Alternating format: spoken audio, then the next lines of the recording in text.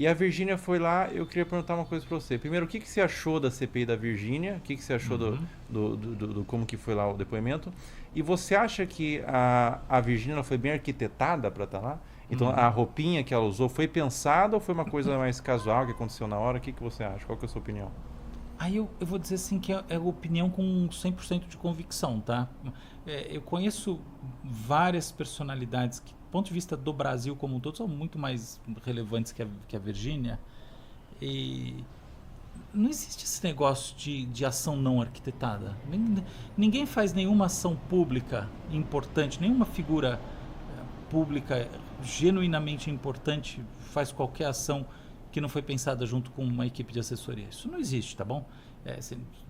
Seria a coisa mais naif do mundo, seria a coisa mais estúpida do mundo. E Uhum, a própria assessoria pediria demissão na hora, uhum. porque nos bastidores, você sabe como funciona, que você hoje em dia é uma celebridade brasileira, e você sabe como funciona. Você tá com você tem uma equipe, ela estrutura o seu trabalho, a sua comunicação, sem inventar que você vai numa CPI do jeito maluco da tua cabeça e dando isso tudo, a pessoa pede demissão. Então, na hora, fala, eu não vou segurar esse BO depois de arruinar a minha empresa. Então as assessorias, elas trabalham com base num acordo muito profundo.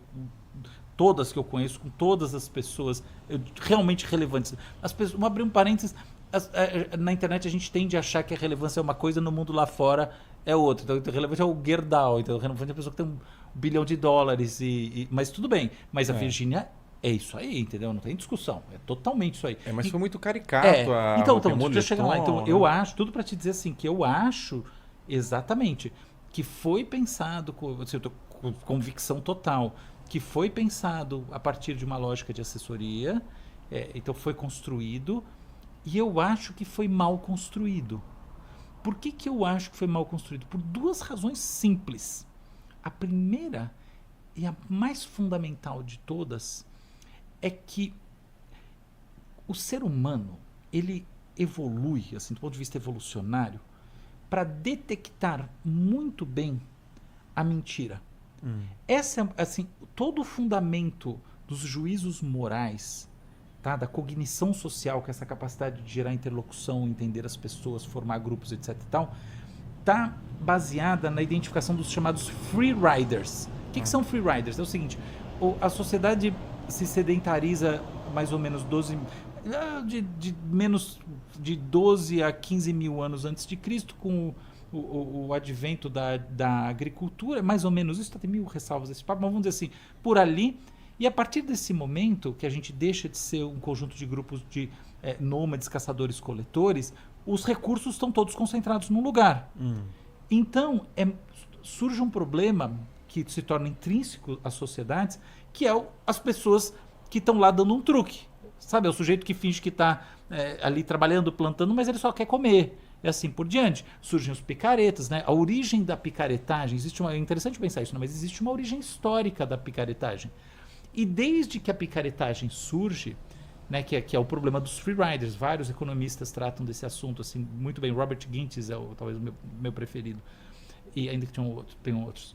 E então, quando surge o problema do freerider, surge também uma pressão para seleção de características de identificação de freeriders. É por isso que você está conversando com uma pessoa, de repente você sente que ela é meio malandra, você fala, não, tem alguma coisa esquisita, parece que está tudo tão bom, mas eu não, desencana, eu não vou assinar esse contrato, não, sei lá.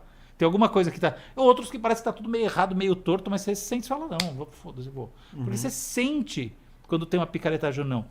Então, o erro. E aí que tá.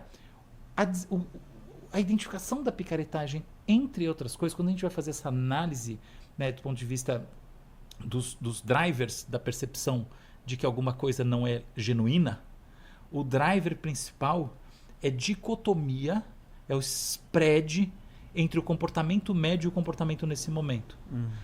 Eu passei na frente de uma TV e tinha o caso do cara que eu não sei o nome do cara, eu também que assassinou o namorado com sei lá mais quem, um caso de comoção nacional que o cara pegou 98 anos de prisão agora, hoje, tá? Faz algumas horas, é que eu passei durante 20 segundos na cena. Só que eu vi o depoimento, o cara falando que que alguém atirou e que o que ele pecou, né? Que o erro dele foi não ter pego o assassino. Lógico que é balela. Mas o ponto importante, veja, o cara, assim, ele fugiu, ele teve uma caçada, e de repente esse é o papo. Se fosse verdade, ele tinha ficado lá. Você entende? Então, são essas contradições que geram a percepção de que tem um freerider. Qual que é o problema? A figura da Virgínia, eu nunca entrei no website da Virgínia, na rede social da Virgínia, nada da Virgínia. Mas eu já vi a figurinha, porque está na Folha, eu assino a Folha, eu escrevo na Folha, eu respeito a Folha, o Globo e todos os outros jornais. E eu já vi como é que é o negócio. Aquela figura não é aquela outra figura. Então, houve essa derrapada de não considerar que uma discrepância muito grande, uma dicotomia muito grande, não levaria as pessoas a falarem freerider, ou picareta, ou é truque. Besteira, erro. Foi demais, exagerou, resumindo, na personagem. Esse, com a filha, com aquela coisa, sem maquiagem, uma cara particularmente, né, eu não vou falar feia, porque também é sacanagem falar isso, mas assim, menos glamourosa, tá? Então, subestimou a inteligência das pessoas. Assim, ainda mais... Ela achou que ia passar. Vou vir menininha, acho que vai passar. Ainda mais, pensa uma coisa, né? Senador. Você é louco. Tipo, você pensa raposas, grandes raposas velhas. Você tá entendendo? Você acha? Você faz vídeo na internet, grandes raposas velhas da política brasileira. Você tá louco? Entendeu? Claro que não. Imagina aquilo ali, a gente que tá dando nó em pingo d'água. Com 4 anos de idade já tinha dado muitos nós. Você é senador no Brasil, tem um senador ali no estado, no outro. Você tá entendendo o tamanho da... Não é. Então foi desconsiderar um nível de malacagem que não seja no CPI de Senado, tá louco? É um negócio sério, você tem que...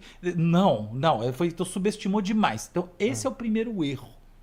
O segundo erro, que eu achei que foi assim, aí esse erro foi imperdoável. Assim, então esse foi o primeiro erro. O segundo erro é o seguinte, toda vez que você tem um escândalo de mídia, um problema como esse, existe toda uma área chamada advocacy, que é a área de, basicamente, apagar incêndios. Tá? Então, apagar incêndios é fundamental. Muitas vezes, inclusive institutos de pesquisa, eu tenho sócio um dos maiores do Brasil, no fundo, o mais relevante do Brasil, puramente brasileiro, e a gente entende muito bem a questão do advocacy, porque muitas vezes você faz uma pesquisa, porque existem questões que precisam ser levadas à população. Então, houve um erro enorme de não fazer advocacy depois disso. Você tem que descer do pedestal quando a coisa acontece e dali debaixo do pedestal dialogar frontalmente com a sociedade brasileira. Isso não aconteceu. Pelo contrário. E isso daí gerou esse problema muito maior, porque pensa, a hora que você gera estilingada, tá feito, entendeu? A reconstrução depois é muito difícil. Então, por exemplo, o Louis C.K., que eu dei como exemplo, o que ele fez? Ele foi lá e gravou um especial de comédia, aliás, maravilhoso, hilário, como sempre. A primeira coisa que ele fez depois do escândalo que levou ao seu cancelamento, cujo título foi Sorry.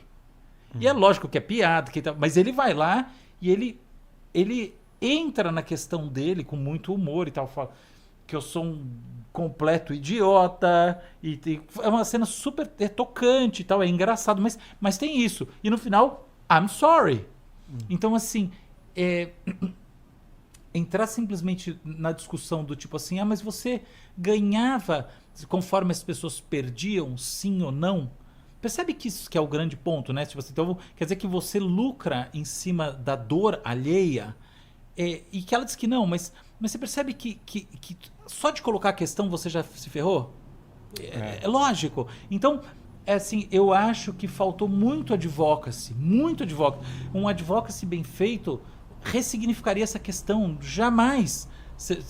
Olha que eu não sou assessor de imprensa nada, mas a minha experiência com isso é que tipo, você jamais vai deixar a discussão morrer nesse assunto. Se você não fala nada e não traz uma reconfiguração, ela fica nesse assunto como ela ficou. E aí eu acho que agora realmente, não importa quantos seguidores e quanta grana, mas o fato é que essa representação de uma pessoa que é esse ideal de ego de tantas outras, ela foi arranhada, eu acho que de maneira, no momento, de difícil reversão. Faz sentido. Bom, a gente falou sobre como a Virgínia subestimou as pessoas, né? Acharam que as pessoas eram idiotas. E eu quero fazer uma pergunta um pouco mais abstrata, assim, mas eu quero saber o que você tem a dizer. O que configura um idiota?